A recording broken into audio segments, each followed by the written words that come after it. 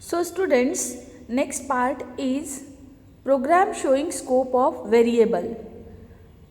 So, as far as last lecture was concerned, we have seen block and some local and global scope. So, what is that scope in detail? Through this program, we are going to see that. Here, one class is declared. The name of the class is a block. Can you see here? Yes, the name of the class is a block. Now, public static void main string args, then int x equal to 10. X equal to 10, they have declared that variable x of integer type. Now, here blk1 represents block 1. Curly bracket which is opened here, and then double slash represents comment here. Here is a comment. That green words represent start of block 1, that is a comment. Then integer y equal to 50. Can you see here? They can define this y here with x also, but they have defined this y inside this block, curly bracket opening and closing. That means there is a local scope of y. Okay. Now there are certain printout statements, just like system.out.println inside the block 1. Then system.out.println x plus x. Okay. Plus represents concatenation operator, and here for y also same. Now here is the end of block 1. Next one is the start of a block 2. Here also in similar manner, can you see y is defined 20. In the previous block it was 50. Now integer x equal to 30. Once again variable x is defined here. So conflict with x in main, which is defined above here, x equal to 10. So there is a conflict. Okay. So here is inside comment, they have made this statement inside the comments.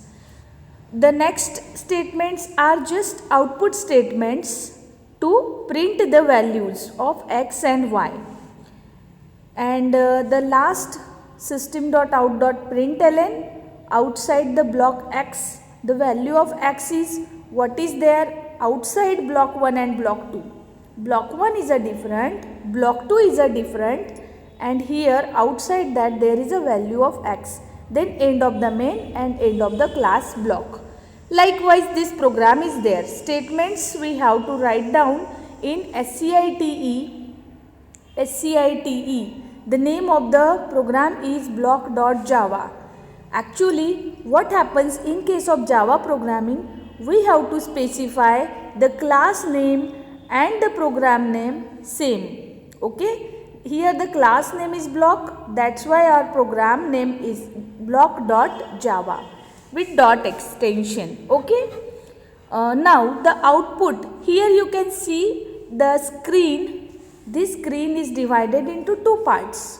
One part is for program and second part is for output of the screen. So after execution of this program, javac block.java, then exit code 0. That means your program is successful. Okay. Then java cp dot block.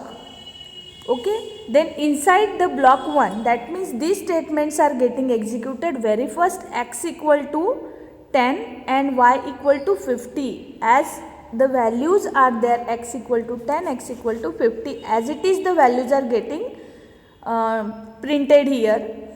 In case of block 2, see here just the coding of block 2.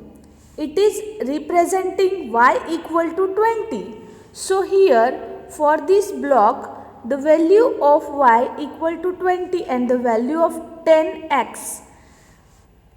Though here x is not defined here in this second block, it is defined globally outside the block. Okay. So still it is printing that value only.